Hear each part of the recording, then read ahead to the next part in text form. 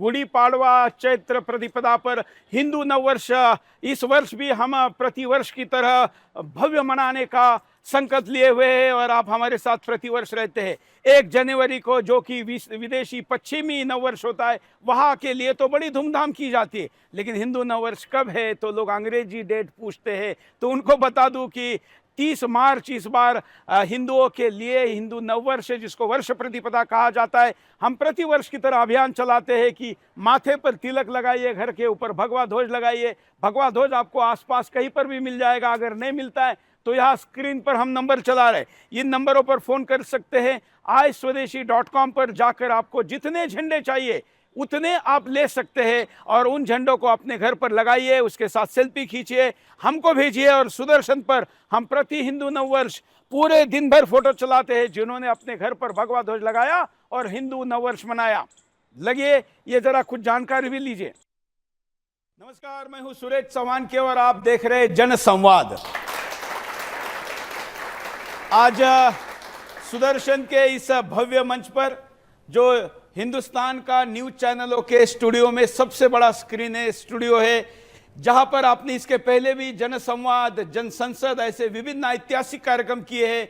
यहां होने वाले जन संसद के निर्णयों को देश के मुख्य संसद को भी फॉलो करना पड़ा था। इस मंच से हम हिंदू नववर्ष पर पहला कार्यक्रम लेकर सुदर्शन के दर्शकों के सामने उपस्थित हैं।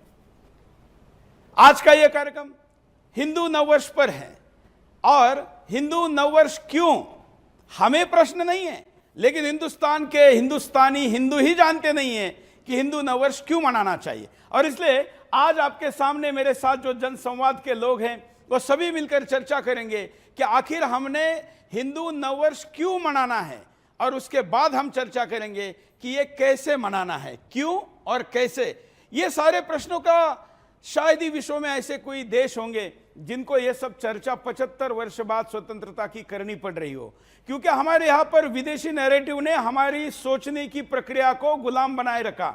भले ही हम राजनीतिक और आर्थिक तौर पर गुलाम रहे, उसके बाद हम स्वतंत्र हुए, पिछले 75 वर्षों में हम मानसिक गुलामी को आज भी छोड़ नहीं पाए हैं। और इसलिए 75 वर्ष बाद 1 लाख या 9 लाख वर्ष की परंपरा, जिस देश की सांस्कृतिक परंपरा है, ऐसे देश में हिंदू अपने देश का नववर्ष कैसे मनाए, स्वदेशी नववर्ष कैसे मनाए, इसके लिए एक टीवी चैनल को शो करना पड़ता है। क्या आपने कभी देखा है कि किसी ईसाई देश में यह बताना पड़े कि 1 जनवरी वाला नववर्ष कैसे मनाना है? नहीं पड़ता है।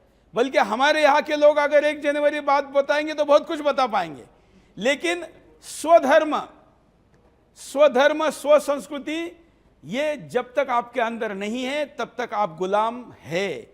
जिस दिन आप आपके स्वधर्म के प्रति स्वाभिमान रखोगे, जिस दिन आप अपने स्वधर्म के प्रति सम्मान रखोगे, जिस दिन आपके मन में स्व संस्कृति प्रति सम्मान आएगा, तभी आपकी गुलामी समाप्त होगी। ये समाज शास्त्र का सामान्य नियम है जो हिंदुस्तान पर अगर हम लगाते हैं तो फिर हम गुलाम हैं, ऐसा ही संदेश जाता है। और इसलिए आज का ये जनसंवाद हम प्रारंभ कर रहे हैं और गुड़ी पाड़वा पर यह नववर्ष शुरू होता है। राशि रेखा पुरुखाः सहस्राक्षाः सहस्रापाता सा भूमिगुं सर्वातस्पृतवा त्यातिष्ठद्दाशाङ्गुलं पुरुख एवेदग्ं सर्वं यद्भूतं यच्च भाव्यं ऊताम्रेतत्वस्येषानो यदन्नेनातिरोहति हरिः ओम। जब आप अपने आप को ग्रेजुएट कहते हो तो क्या उसका मतलब होता है? क्या होता है? स्नातक हो गए। लेकिन अगर आप ग्रेजुएट कहेंगे तो व्यक्ति को अच्छा लगता है, लेकिन स्नातक कहेंगे तो क्या होता है? वो इधर उधर देखता है कि क्या हो गया है। ठीक है ना? तो वैसे किसी भी विषय का पांडित्य होना मतलब एक्सपर्ट होना। एक्सपर्ट कहोगे तो अच्छा लगेगा कि नहीं, लेकिन जैसे पांडित्य कहोगे तो लगेगा कि घंटे हाथ में है, और वो भी बुरा नहीं है। लेकिन ये हमारी देश की गुलाम मानसिकता है जिसको ये चीजें बुरी लगती है, इसलिए आपके सामने मैंने उल्लेख किया। आपने यहाँ पर अगर नववर्ष मनाते समय गुड़ी पाड़वा के दिन क्या क्या करते हैं ये तो हम बताएंगे ही, लेकिन क्यों पहले मनाना है इस पर हम चर्चा करना चाहेंगे। ये जो मधुमास है यही बाद में चैत्र मास कहलाया। इसमें जो पहले परंपराएं थी हमारे समाज में वो मधु इकट्ठा करने की रही थी, मधु इकट्ठा करने की, तभी इसको मधुमास कहा जाता था। इसी कितने लोगों को पता है ऐसा जो इन्होंने बताया, कितने लोगों को पता है? चार लोगों को पता है। अच्छा, कितने लोगों ने मधु एकत्र किया है? सोचिए, मतलब आप अपने आप को पूछिए कि हमारे यहाँ की परंपराओं की जानकारी नहीं है और है तो भी हमने किया नहीं है। मधुमास के उपलक्ष्य में इसी कारण से गोस्वामी तुलसीदास जी ने अपने रामचरितमानस में भी लिखा है, नवमी भौमवार मधुमासा अवधपुरी असि चरित प्रकाशा। तो हमारा जो नववर्ष है ये प्रकृति सम्मत है जी, प्रकृति पूरक है, प्रकृति के साथ चलता है कि जब प्रकृति भी हरी भरी होती है, नई होती है, नए पत्ते आते हैं, फूल आते हैं, नए फल आना शुरू होते हैं। लेकिन 1 जनवरी को ऐसा कुछ होता है क्या? इसमें से कुछ होता है? नहीं। बल्कि तितुरती एकदम ठंड होती है, आप बाहर भी नहीं निकल सकते, ना ठीक से कपड़े पहन सकते हैं। और जहां ये शुरू हुआ वहां तो इससे भी खतरनाक चीज होती है, वहां तो बर्फ पड़ता है। और आपको पता है जिस अंग्रेजी वर्ष को हम मानते हैं, लोग मानते हैं दुनिया भर में, वो पहले जनवरी से शुरू नहीं होता था। वो कहां से शुरू होता था? मार्च से शुरू होता था, इसलिए उसको मार्च कहा गया है कि चलो।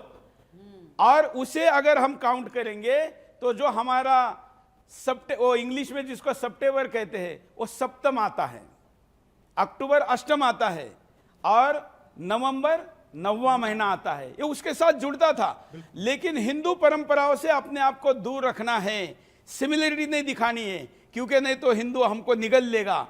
ऐसा मानने वाले लोगों ने इसको चेंज किया। पहले तो 12 महीने नहीं थे, पहले तो 10 ही महीने थे। फिर राजाओं के नाम पर भी इनको रखा गया, वहां के जो भी रहे होंगे। तो ऐसा ये बना, इसका प्रकृति से कोई संबंध नहीं है। उल्टा हम हमारा नववर्ष लेंगे तो उसमें सारे नक्षत्र तय है, सारे मास तय है। मतलब ये कौन सा ग्रह, कौन सा नक्षत्र आकाश में कहां पर रहेगा, उसके साथ हमारा पंचांग बिल्कुल सिंक्रोनाइज करता है। ऐसा अंग्रेजी नववर्ष में बिल्कुल भी नहीं है। तो गर्व की बात है कि नहीं?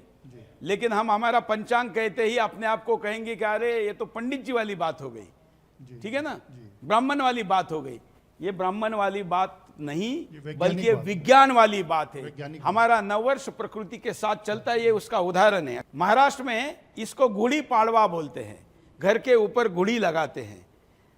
अन्य अन्य जगह पर जो जो प्रक्रिया हमारे यहाँ जैसे जैसे कई जगह कपड़ा बांधते हैं, कई जगह झंडा, कुछ नहीं तो झंडा लगाते। खैर हम वो कैसे मनाया जाता है उस पर आएंगे। लेकिन क्यों इन्होंने जो इंफॉर्मेशन बताई, ये जो हिंदू सुनेगा उसको अपने धर्म के प्रति स्वाभिमान और गौरव बढ़ेगा कि नहीं?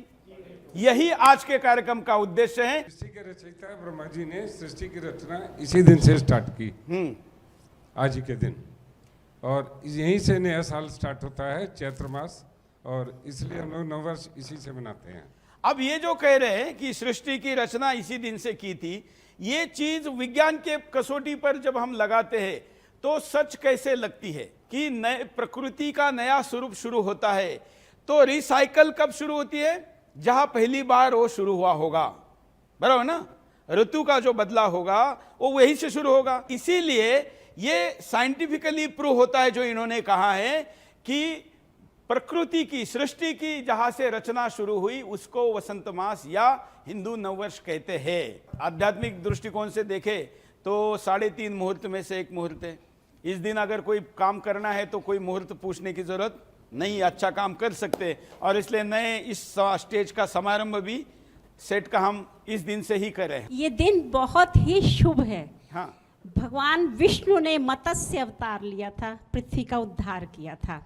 राजा राम जी का राज्याभिषेक भी आज के ही दिन हुआ था।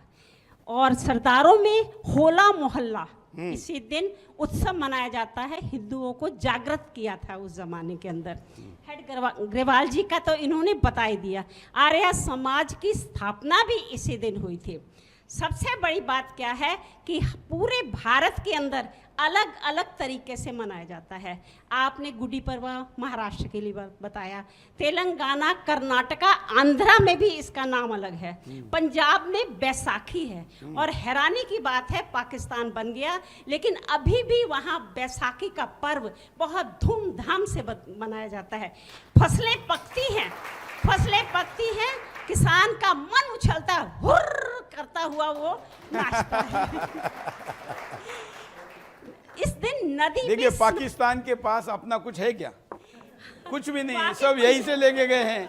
तो इसलिए भले ऊपर का, अब ऊपर कोई टोपी रख देने से क्या फर्क पड़ने वाला है। हाँ हाँ। और ढोल बजता है, और सबसे बड़ी बात नदी नया बच्चा पैदा होता है, पहले बेटे के लिए जाता था, स्नान कराते हैं नदी का, उसके गले के अंदर ये क्या कहते हैं नारियल के मखाने का माला डालते हैं और बहुत खुश होते हैं। इतने शुभ काम इस दिन होते हैं और अपने आप हुए हैं। बिल्कुल। हम प्रतिवर्ष एक अभियान चलाते हैं, अभी भी चैनल पे चल रहा है, सोशल मीडिया पर भी चल रहा है। हम कहते हैं कि हमारे नववर्ष पे, वैसे तो टीका रोज लगाना चाहिए लेकिन कम से कम नववर्ष पे शुरू करिए। तो हमारा अभियान है सुदर्शन राष्ट्र निर्माण का, पिछले 20 वर्षों से हम चलाते हैं कि हिंदू नववर्ष पर हर माथे पर तिलक और हर घर पे भगवा ध्वज होना चाहिए। राम जी के भैले जन्मवा हो रामा अवध नगरिया। राम जी के भैले जन्मवा हो रामा अवध नगरिया। अवध नगरिया, अवध नगरिया, अवध नगरिया, अवध नगरिया। इसको हम लोग धमार बोलते हैं। अब पहले विलंबित में चलता है, फिर उसके बाद इसको बढ़त में लेते हैं। राम जी के भैले जन्मवा हो रामा अवध नगरिया। माता कौशल्या पलना झुलावे, माता कौशल्या पलना झुलावे।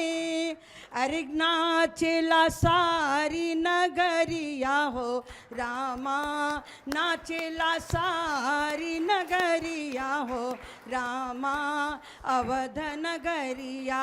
राम जी के भैले जन्मवा हो रामा अवध नगरिया। वाह, धन्यवाद। इस निमित्त में घर में भजन होंगे। अगर घर में बच्चों को तो आने चाहिए भजन, वैसे महिलाओं को भी आनी चाहिए, पुरुषों को भी आने चाहिए, लेकिन नहीं आते हैं तो YouTube पर लगाइए, लेकिन कोई ना कोई भजन करिए। मंत्र गाने वाला कोई नहीं है, YouTube पे लगाइए, कोई बात नहीं है, सुनाइए, तो पता चलेगा बच्चों को कि ये क्या होता है, कैसे होता है, उसका अर्थ भी बताइए। हिंदुस्तान में जो लोग आए और उन्होंने अपनी सभ्यता और अपनी जो भी उनका था, उन्होंने यहाँ पे ऐसा थोप दिया कि आज भी हमारी 80% से ज़्यादा लोग जो है वो उसको तो मनाते हैं लेकिन हमारे को नहीं मनाते। जो हमारा अपना है, स्वदेशी है, जो साइंटिफिक है, उसको नहीं मनाते।